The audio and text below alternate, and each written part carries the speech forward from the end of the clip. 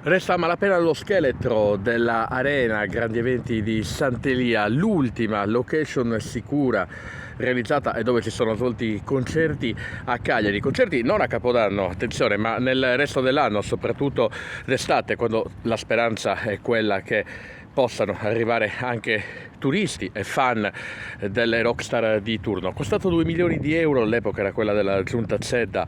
Ecco come si presenta oggi. Durante il quasi quinquennio della giunta Truzzo è stata utilizzata solo una volta per una manifestazione, per un evento food durato qualche giorno, e poi però più nulla. Qui ci sono ancora i cancelli, come si può vedere.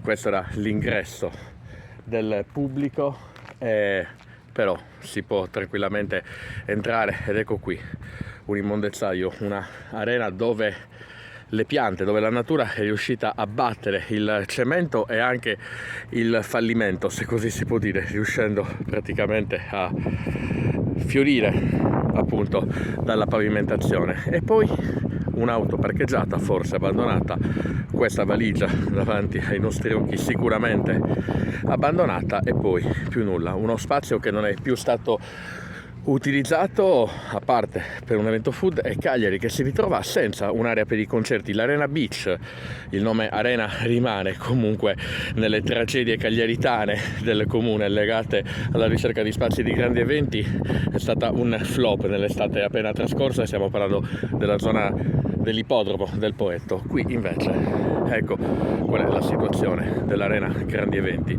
ciò che rimane veramente poco, a pochi metri dal Sant'Elia e a pochi metri dal Golfo degli Angeli. Qui invece sembra di essere davvero all'inferno, o quasi.